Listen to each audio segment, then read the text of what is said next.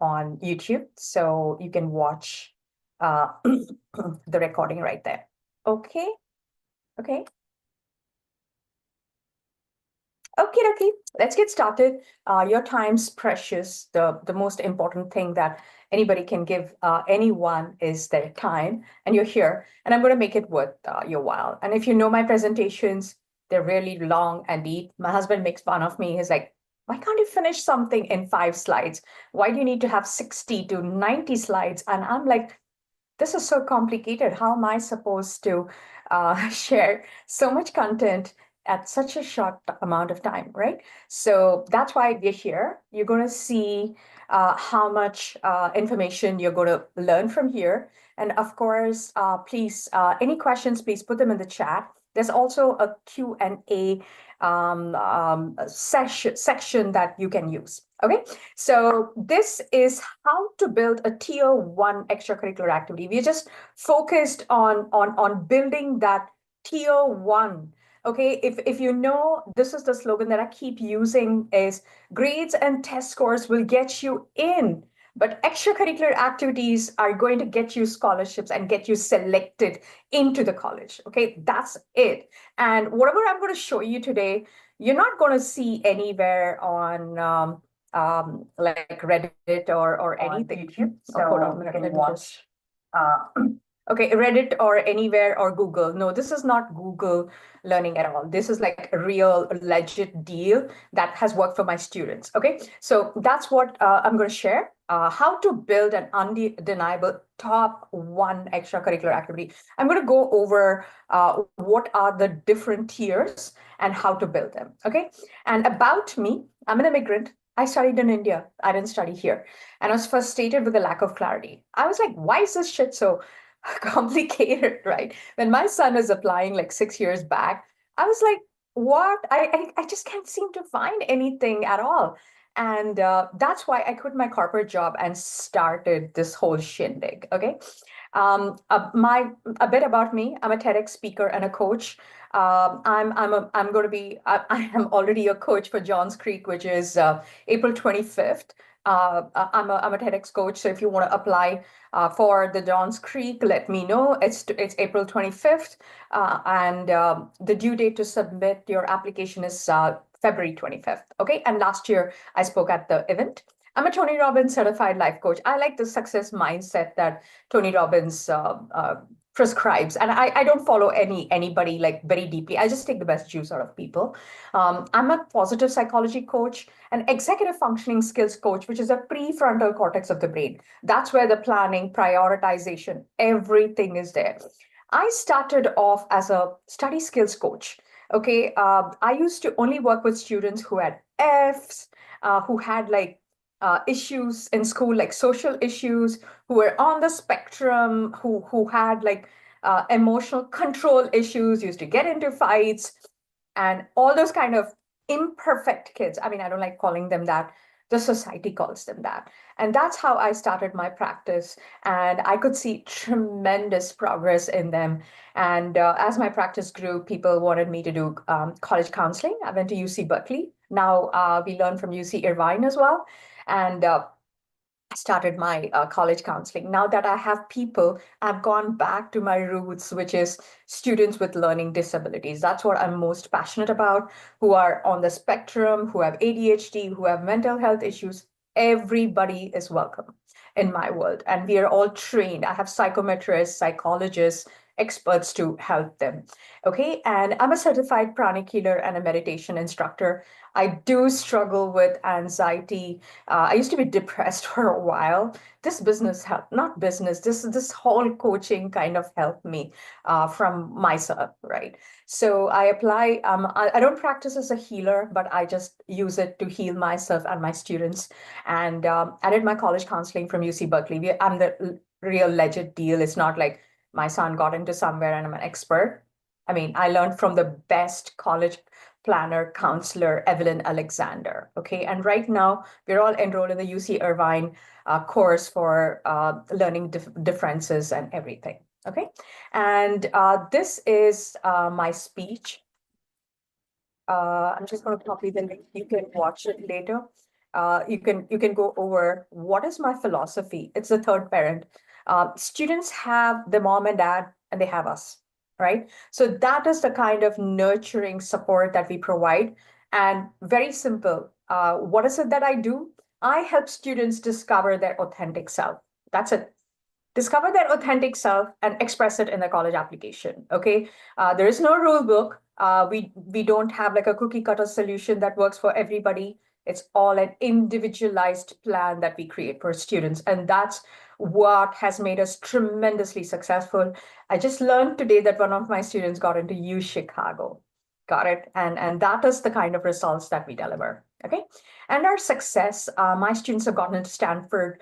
I'm going to show you Dia Patel, Pujita, all their profiles. UPenn, MIT, Cornell, Harvard, Yale, Georgetown, Georgia Tech, UT Austin. If you're from Texas, then UT Austin is kind of your Ivy. I've had lots of students get in there, Mish, right? But let me tell you something that my success is just not putting the top 1% into the top 25 colleges. My success is getting this won't allow me. So my success is really about getting a student with 2.8 GPA getting into University of Buffalo with a 56K scholarship, right? That's success for me. I mean, during summer, students come to my house, right? And this kid used to ask me, "Hey, Joe, am I going to make it?" Every single day. And I was like, shush, work on your essays, work on your activities. And he got into University of Buffalo, of course, with a lot of scholarship. That is success. And I believe that every child is unique, and it's us. It's my duty, or it's my mission to make them reach their maximum potential. That's it. And how do we help them with their get through the maximum potential? To the various services that we offer, right? We do not throw a blueprint at them and ask them to follow. Gen Z is not going to follow it. You've got to help them create their own plan. And that's when the ownership comes in, right? And that's precisely what I'm going to talk to you about our passion project accelerator program. Stupendous. We've had tremendous success, and that's what I want to share with you. Okay, but before that, I've got to teach you the basics, right? So any questions, please put them in the chat. We have wonderful Lauren who's helping us here. Okay, so yeah. And of course, so our counseling results, my middle name should be scholarships, because that's the amount of scholarships that I get for my students, right? You shouldn't be breaking the bank sending your children to college, right? There's a lot of opportunity out there, and it's not the federal aid. Please don't think that you're on visa or anything. No, it's all about building that profile. Your profile should be so darn amazing that colleges line up to give you acceptances. Okay, if you just build one profile, you're going to get 5 to 6 acceptances, right? That's what happens. My students get into the BSMD program, they also get into Stanford, right? U Chicago, Georgetown. I'm sorry. Okay, and my students get accepted into 90% of the colleges that they apply to. Okay, and of course, they get multiple scholarships. That's what it is. Okay, and so what are the core factors for college application? Does anybody want to share? Let's make it more interactive, because it kind of gets boring to see myself all the time. What are the factors? What are the factors? What are the factors to get into the top 25, get a load of scholarships, full ride, full tuition? What do you think are the factors? Is it grades, test scores, ECs? What? Come on, put it in there. Yeah, of course. Yeah, wonderful. Leadership, yes. Grades, yes. Yes. Yeah, extracurriculars, wonderful. GPA, yes, yes. You all have the pieces of the puzzle, and I'm going to put it all together and cinch it together. Everything. Someone said everything. Yes, yes, that is kind of true. Okay, so so before I get to this, I have to explain something that's very critical. You're not going to hear it from anywhere. There are two factors. Okay, two factors: tangibles, intangibles. Tangibles are your test score, GPA, your activities. Intangibles, it's like showing a love of learning, um, community service. You're a risk taker, you're a change maker, you're a pioneer. These are the ones which will actually get you the acceptances. But guess what? You cannot tell colleges that, oh, I'm a change maker. I mean, that's my skill. You've got to show it in tangible, measurable outcome. And I'm going to show you what I built today. I spent significant amount of time in building profiles and passion projects. I'm going to show you they're unfinished, they're raw, but they're pretty darn amazing, right? And that's what it is. Every cause area or any skill or any quality that you have, you've got to back it up with outcomes. Okay. Okay, so I'm very passionate about the community. I conducted a march. 5 people showed up. Yes, that's an outcome. I did a can drive. I accumulated 50 cans. Okay, and that is the kind of outcome that they're looking for.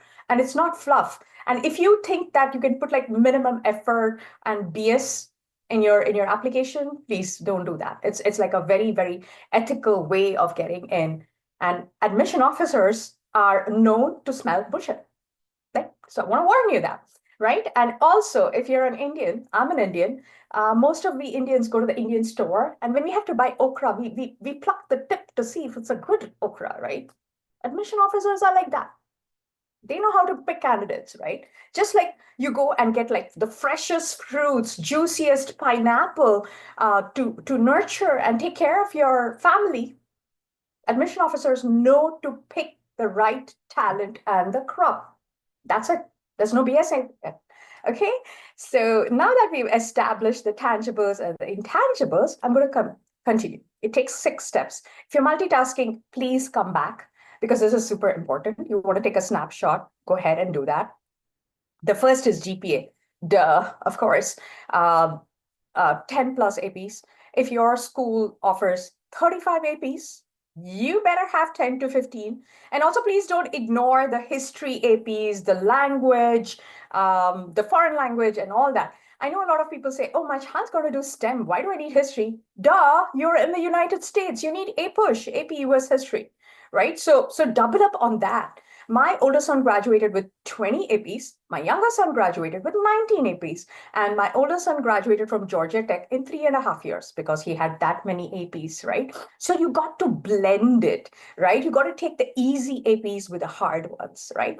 And also don't over engineer and say, oh, you know what? My child's going to do AP Calculus BC instead of AB. But dude, you're missing out on the numbers game as well, right? So don't make those hasty decisions about that, right? And yes, they can apply for a medical pre-med major and still do computer science programming and Java because guess what? That's problem solving.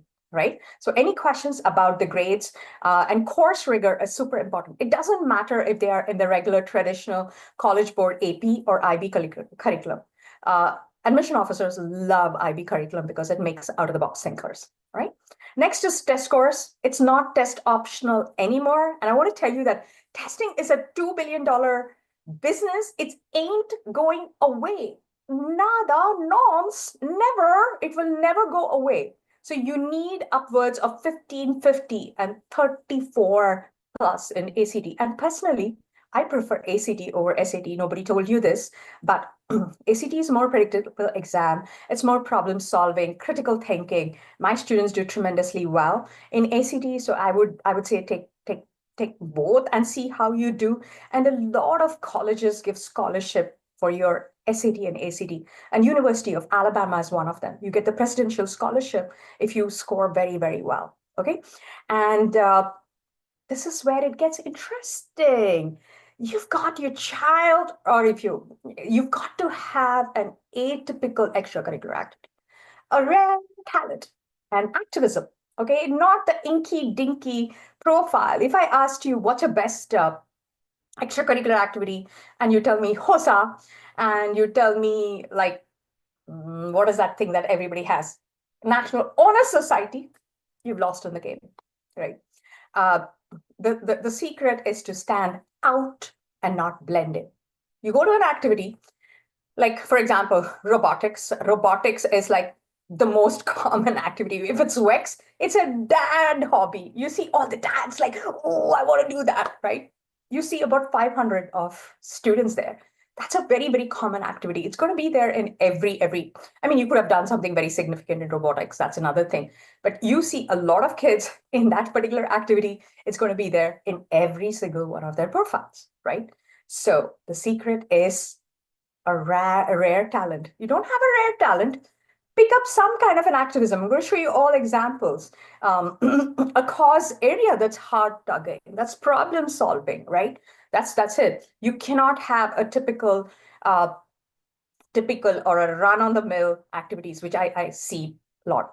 And then you figured out your uncommon activity. Now you got to do something that's tangible and measurable outside the four walls of the classroom, which is a passion project, right? It doesn't have to be like 20,000 steps and so complicated that it's a cure for cancer. It can be very, very simple, but yet effective enough to show the outcome, right? So that is a passion project, and that's what we have going today. We're going to help you figure out what's that cause area, that uncommon topic, and then build a passion project around it, okay?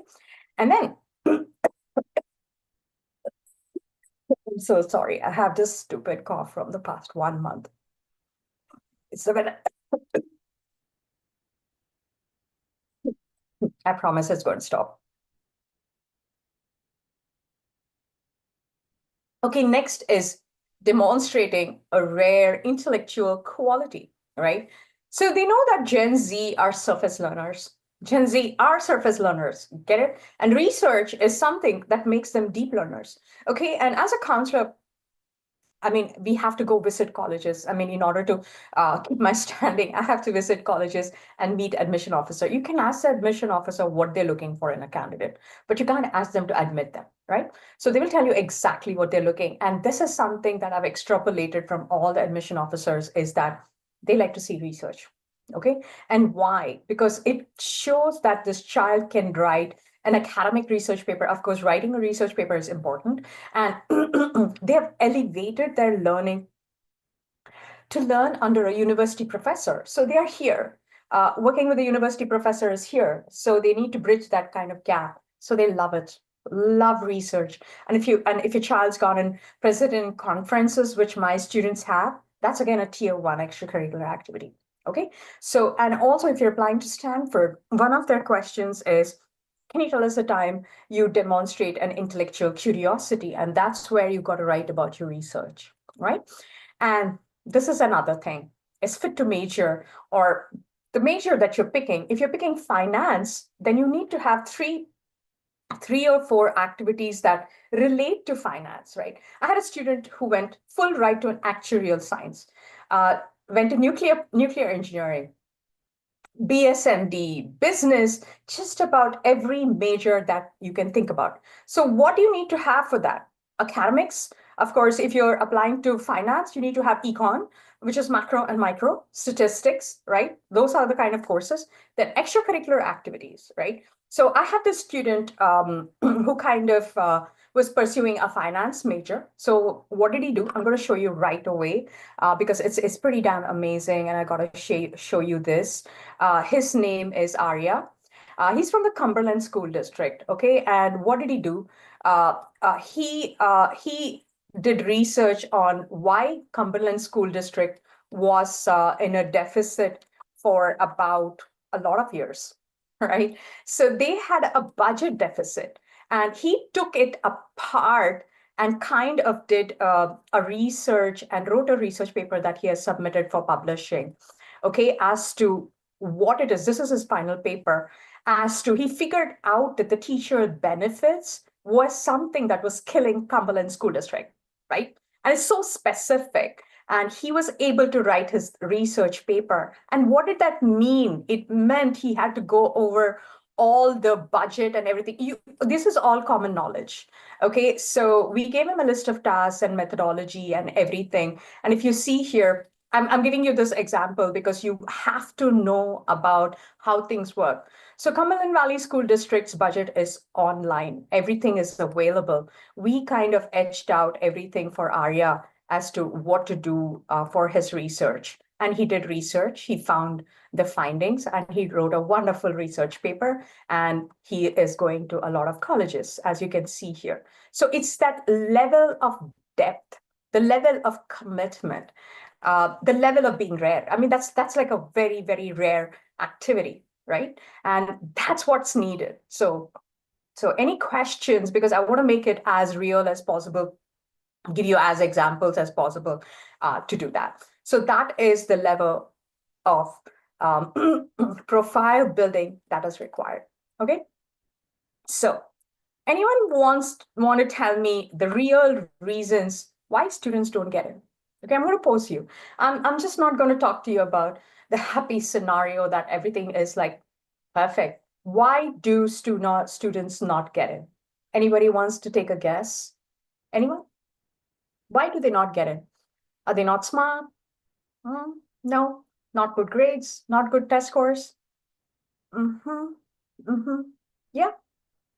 Mm-hmm. Yeah. I see a lot of wonderful answers. Yep. Yep. Yep. Yep. Yep. Yep.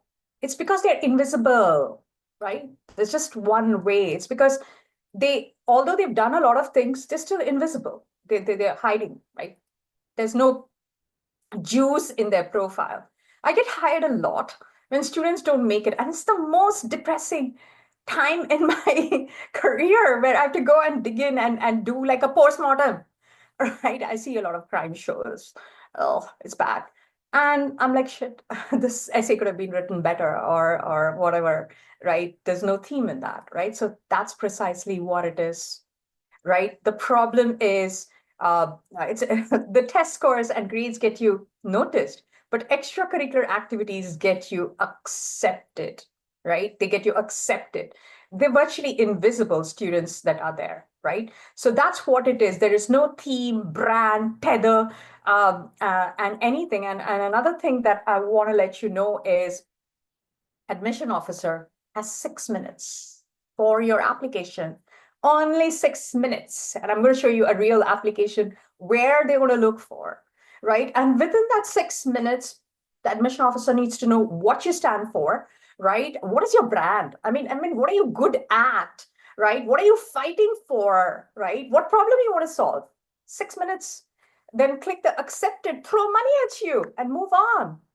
That's how your application has got to be, like a crispy potato chip. Okay. I just want to tell you something that I'm a Tamilian. And each time I used to go to Chennai as a child, we used to go to Grand Snacks. And Grand Snacks makes those murku. I don't know, it's like the traditional hand murku that they make. The Tamilians love that.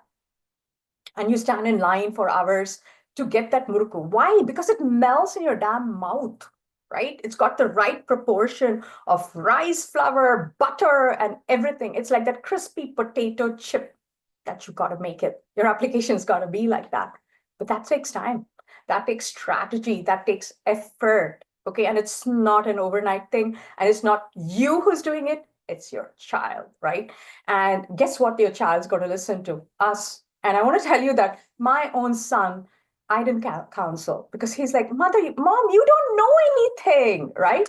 So I had to get my mentor to be his college counselor, right? And he's in University of Michigan doing his LSA honors program. He's a political science kid. He watched too much Suits and he wants to be a lawyer, policy change, lobbyist, and blah, blah, blah. So that's how it is, right? So your learning doesn't end here, right? And now I'm going to teach you how colleges evaluate extracurricular activities, okay? So there are 4 tiers, right? 4 tiers. The tier one is the piece de resistance, the rare, exceptional achievement. Leadership, it can be national award, prestigious achievements, conferences, news coverage, right? So here, March 14 Life. Actually, this is my son. So he came to me and he said, Mom, I want to be a teen suicide prevention advocate. I'm like, what? Why? I mean, no, Mom, I want to do that. I want to be a mental health advocate. I want to change the health curriculum. So what did I do? I was his a manager, PR manager. I cold emailed so many journalists and everything, and he landed in Fox 29 News, right? That was his first break. Okay, he was there. And then the doors opened, and then he conducted a march in Harrisburg. Over 200 people showed up. Okay, and it was a huge news. A lot of journalists came and covered that, and he got a grant from Asan and other places. So he got a lot of acceptances with scholarships from U. He got into UT Austin. He didn't go there. He got accepted into a lot of places. He ended up going to UMich, LSA Honors Program for Political Science. Got it? And then this is Shivank. Shivank went to Puerto Rico to present his research on hypergravity. Okay.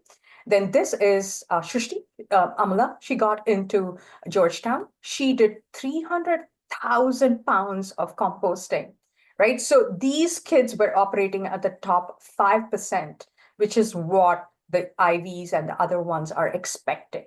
They are a cut above. They are kind of smashing the glass ceiling, and that's what we help build. Okay. And then this is Nishant. He went to the API conference and got the top 10 poster award for his research presentation.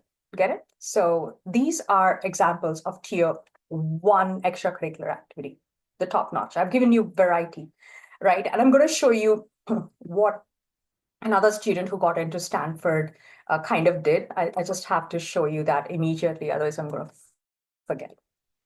Okay, so it's here, I believe. Okay, I have so many windows open. It's almost mental.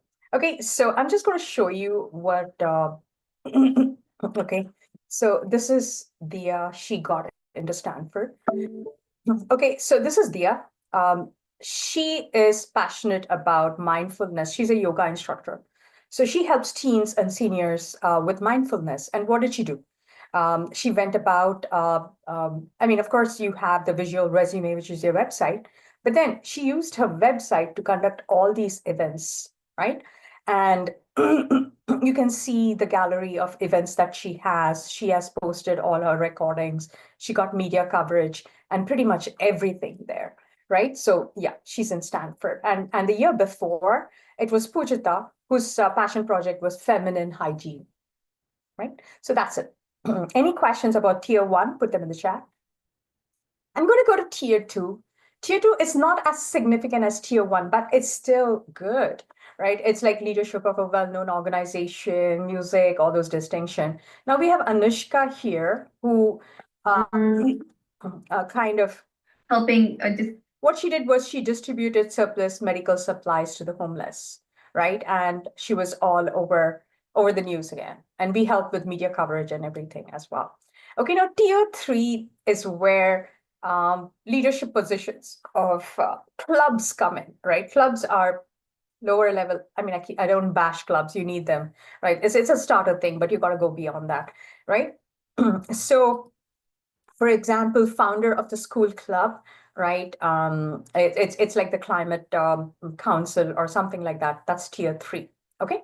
Now, tier 4 is the most common. It's the participation, the National Honor Society, some kind of local clubs, things that you do within the 4 walls of your classroom, right? Which is like a research club, a debate club, a National Honor Society. This is just membership. The admissions committee sees this very often. So a strong applicant has about 8 to 10 extracurricular activities, okay? And I'm just trying to tell you that you're not going to have like all 10 tier 1s. You're going to have one tier 1 and multiple tier 3s, tier 4s, but those tier 4s relate to the tier 1, right? And that's how you got to build your profile, okay? Any questions, put them in the chat. Please challenge me, ask me questions. Otherwise, it's become so boring to keep presenting the same thing. I'm going to refurbish it next week, right? Okay, so now I'm going to reveal a secret, is to discover your cause area, right? That's what it is. Dia figured out what her cause area was. Pujita did. Suravi this year got into Georgetown. I'm going to show you her cause area as well. So what is a cause area? A cause area is like building a unique profile that's either based on your talent, right? I'm going to show you one of my students who used her talent, right? And or you have a passion for social causes, right? And you build an advocacy around it, right? Do something about it, show tangible, measurable results, right? It's like figuring out what that cause area is, right? Figuring out what you want to stand for and stick with it, right? Because it demonstrates passion, purpose, and everything, right? So that's what we help build the cause area, right? So you ready to build your tier one activity? Anybody wants to share what tier one activity your child has or what you've thought about? We can quickly brainstorm. Anybody? Don't be shy. You can like privately message in the host or ask me any question. Anyone? Are you clear about what a tier one activity is? Right? Very clear? We need to understand what's a tier one activity. Everybody gets it? Okay, research presentation. Fantastic. Where? Where? Research presentation. Okay. Okay, anybody else wants to share? No? Okay, I'm just going to continue. Oh, very nice. Planning. Fantastic. Excellent. Okay. So we are going to continue. Okay. Okay. So the solution is a passion project. Now we figured out what the cause area is, right? Cinching that kind of advocacy or something. And then passion project is something that you do to showcase that cause area. So teen suicide prevention advocacy. He went to many school districts to kind of propose a change in the health curriculum to include mental health.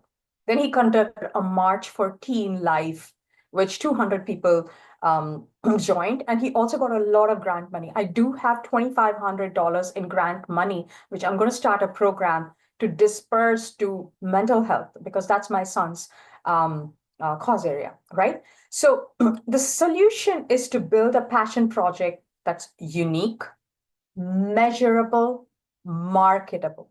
Get it? These are the three things that your passion project absolutely needs to have. Okay. And also, please don't tell me that I started a nonprofit. No, starting a nonprofit actually raises red flags. What the hell are you going to do with a nonprofit? Starting a nonprofit costs about $900. I have a nonprofit. You can use my nonprofit to do stuff.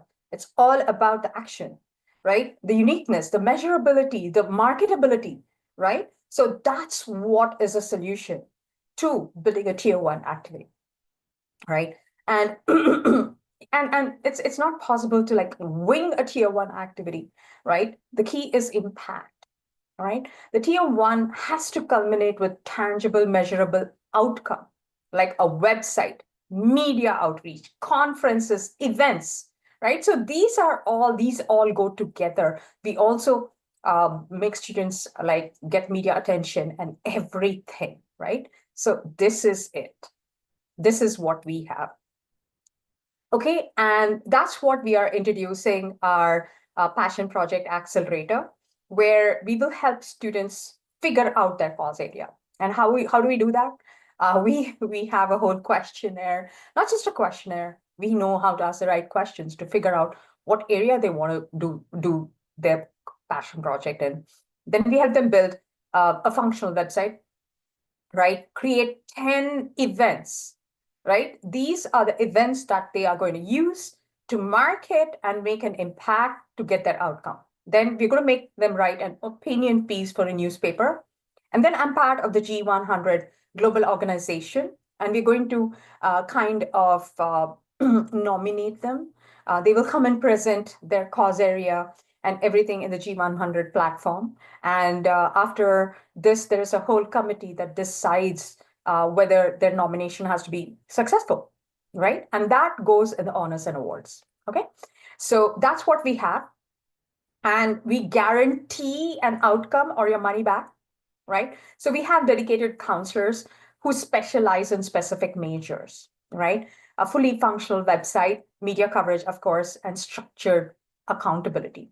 We're not throwing a plan at you. We're going to make your child do it, right? I spent 3 hours with my student in developing her whole course area, and it's pretty darn interesting.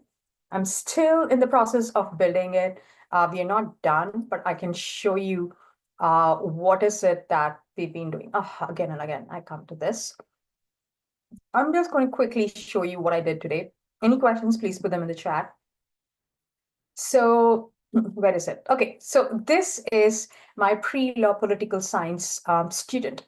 So she wants to give juvenile delinquents a second chance. I mean, how specific can you be, right? We've not finished our menu or anything. This is her, right? And her mission is one mistake or no shouldn't be defining your entire future, right? Her mission is to break down the complicated legal walls, right? And that's what it is, right? It's so specific, right? And this is all her leadership that she has, her activities, right? And these are the events that she's going to come up with. She's going to interview experts, right? Attorneys and everybody. I don't know why we have a price. We have to go change that, right? And also, if you see here, she has something. She's written a lot of blogs about it. Right? Fact or fiction. She has online quizzes that she has. She's educating teens. What is your right? Is it fact or fiction? She has quizzes that are going to help. She's written blogs. She loves to write poetry. She was kind of feeling awkward to share her poetry. And I was like insistent, no, you've got to write your poetry there. So she's showcased a lot of things, right? It was so amazing to see her blossom. And this is, I asked her what made her write this poetry. She said she saw a painting and she wrote that, right? So that is how you showcase your inner quirky, or we showcase everything, the good and bad and the ugly. I mean, it's nothing ugly, but as you can see here, she writes poetry.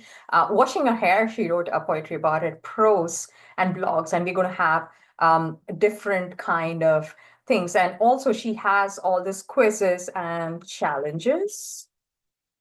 If you see here, you can take all this quiz, the legal translation challenge, know your rights challenge, and everything. We spent significant amount of time in building this. I mean, I lost my voice because I've been talking from the morning, right? So that is the kind of impact that the colleges are looking for. U Chicago, Georgetown, MIT, Stanford. That's. I mean, I'm not saying just this alone. The recipe for success is with us, right? So I'm almost done, almost there. And then I'll take all the questions. What do I have here? So this is what is included in our program. We identify the cause area. We're going to give you 10 events. We're going to build a website. We're going to help you create online programs, right? Promotional events. We're going to help you promote the event, right? What does a team know how to promote? We are going to promote your event, right? Then we're going to get media coverage for you. Now, this is Kritika. Her passion is dumping the size tag, right? So she creates clothing for women who are slightly bigger or who are not judged by their size, right? So she wrote an op-ed, right? So that's all part of it. And we have tons and tons of examples of cause areas that we have built for our students.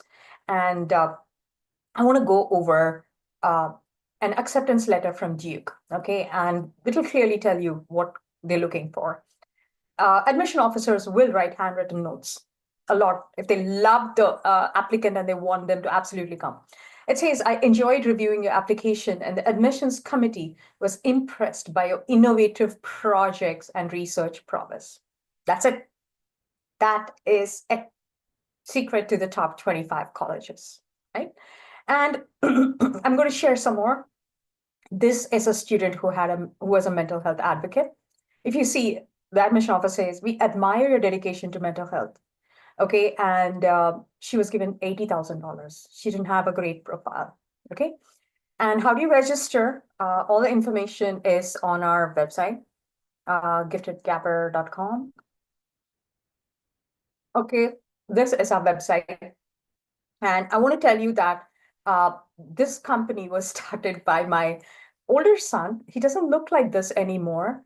He started this at 15, but then he went ahead going to his college, and I kept the name and I started doing different things. So you can see here that this whole company started by him because I had to find opportunities for him to do that, right? So I just kept the name. Of course, you can find all the courses here. We have research. You want to, the biomedical is starting next week. It's a cohort, but if you want to I mean if you want to write a research paper or conduct a project in finance, we have a professor from Arizona State University, business technology programs, cybersecurity. He's an amazing professor. Law and political science. I've hired a consulting company. We are headhunting professors who can help with us, and engineering. Name it. You have something that you need help with, come to me. We love to create. And of course, I'm a TEDx coach and a speaker. We help with that. Author a book. Oh my God, a lot of my students have written a book, right? So we have the sky is the limit. You just want any activity, we have it here. Okay. So did I finish it? Oh yeah, I think so. Okay. Almost done, almost done, almost done. I promise you, I'll be done in 2 minutes. You must be like yawning away to go to sleep, but I'm almost there. Okay, so this is a passion project accelerator. You have Lauren here, who's an expert. She knows more than me. You can schedule a call with her. It's This is the passion project accelerator. Okay, then our major specific, like I mentioned, we have everything. Oh, internship. So our research students are invited back to be, a research intern. We offer social media internship over summer. We train students for a month and then we place them in real businesses. Okay. So then cybersecurity, we have a lot of internship, but that's all summer, right? And of course, what did I do? Okay, I'm done. Okay. So let's go over the questions. Anybody wants to speak, they can kind of raise your hand and I can make you a panelist. Definitely make you a panelist. Hold on 1 minute. I'm just going to, okay. Okay, here you go. Okay, I'm going to start looking over the questions. JR, give me a minute. Okay. Yeah, go ahead and ask your question. You can unmute yourself. Go ahead. Can you hear me? You just have to unmute yourself. Can you unmute yourself and ask? Mm? Hello. Hey there, how are you? I'm What good. Yeah, so you have been covering passion project as well as research projects in several areas. So, I'm pretty sure all these are paid programs. And can you please elaborate on those like passion project guidance versus research project guidance? Okay, great.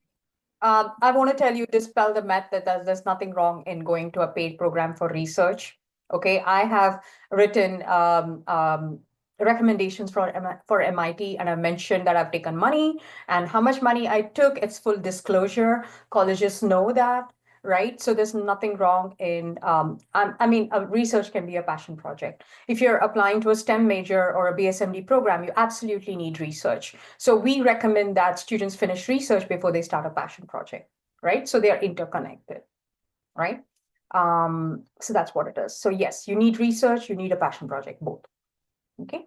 Yeah, Uh, my question was, is there a separate? I'm not saying that paying is something wrong. I just asked very clearly that are those two different things and yeah, those are two different packages. different programs. Yes, that's correct. Thank you. And we recommend taking one at a time. Please don't enroll in both. Okay. We are not here to make money. We want students to take one program, finish it before you take on another. So my question to you is, what is your child's major interest or anything? And I can guide you through that. Yeah, she is interested in BSMD program Okay. and Excellent. currently she is in eighth grade. So we are just in. Okay, I'm so sorry. Eighth grade is too early. The left brain is not ready. You can join my research program, but you will publish the a research paper once she gets into ninth grade. So I would recommend research and not passion project. Okay? The biomedical research program is perfect for her. Got Yeah, it? I'm not even jumping into there. Like all these will start in ninth grade. I'm just gathering the information. Okay, fine. Great. Thank you. Okay, great.